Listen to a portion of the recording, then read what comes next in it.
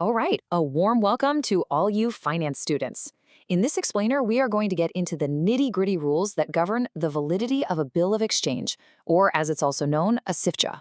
This is one of the most important documents in the world of business and finance. Together, we're going to discover why getting the details right isn't just a minor point, it's the very foundation of its legal power. Just imagine that for a second. A financial instrument worth a huge amount of money loses all of its power, all its legal teeth, and turns into a simple IOU. All because of one tiny mistake. And listen, this isn't just some hypothetical scenario. It's a legal reality that shows just how strict the rules are for writing a bill of exchange. So, our game plan for this session is pretty straightforward. We'll kick things off by understanding the nature and the power of the bill of exchange. Then we'll dive deep into the mandatory elements, the stuff that makes the difference between valid and void. After that, we'll explore the optional clauses that give it some extra flexibility. And finally, we'll follow the entire journey of a bill, from its creation all the way to payment. Okay, let's get into our first section. The bill of exchange is an incredibly effective financial tool, but that power comes at a price. You have to follow the rules to the letter. Understanding this dual nature, as both a powerful instrument and a strictly regulated legal document, is absolutely the key to using it correctly. Here we have the precise legal definition. Now pay close attention to the key words here. Order, not a request, written, and unconditional. Every single word carries serious legal weight. The drawer is ordering the drawee to pay, and that order has to be absolute, no strings attached. And this is the most dangerous consequence of any mistake. The bill loses its special status as a fast, enforceable instrument and gets bogged down in the slower, more complicated civil rules of evidence. Simply put, it's stripped of its commercial power and becomes nothing more than an acknowledgement of debt. Now we're getting to the most important part. We're not just going to study these rules in theory. Nope, we're going to look at them through the lens of real-life legal battles that happened because someone overlooked them.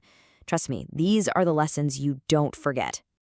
So, the first rule seems incredibly simple, but it is absolutely critical. The document has to clearly state what it is. The lawmakers wanted to make sure that anyone who handles the paper knows exactly what they're dealing with and that they're subject to the strict laws that govern it. Let's look at this real-world example. A merchant drew up a document with all the necessary information, but he got the name wrong. When it came time for payment, the debtor seized on this tiny formal error to try and get out of his obligation for quick payment.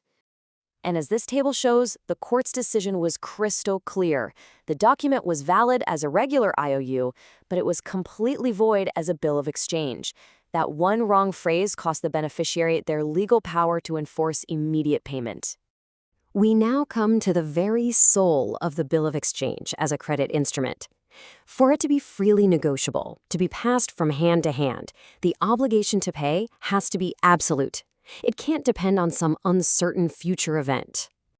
This is a classic example of a common mistake. The drawer linked the payment to a future event, the arrival of goods.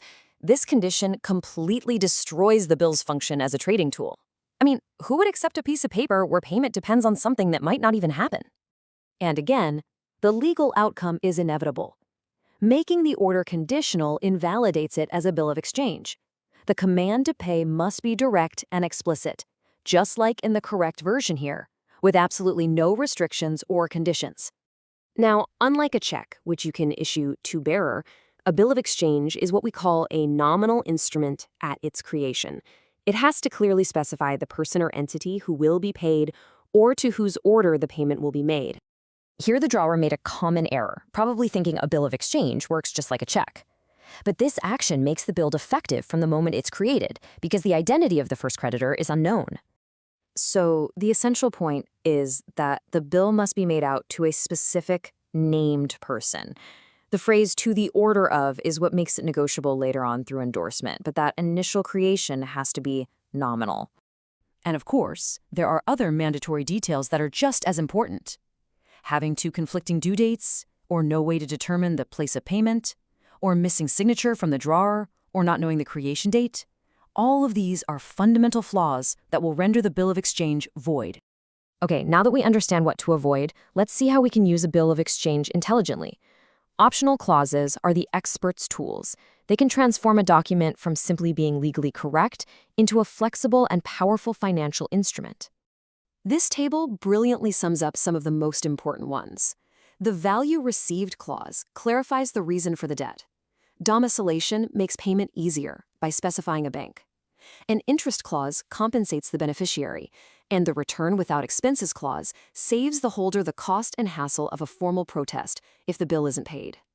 Now, let's bring all these concepts together and follow the journey of a valid bill of exchange from the moment it's born until its final conclusion, whether that's through payment or through legal action.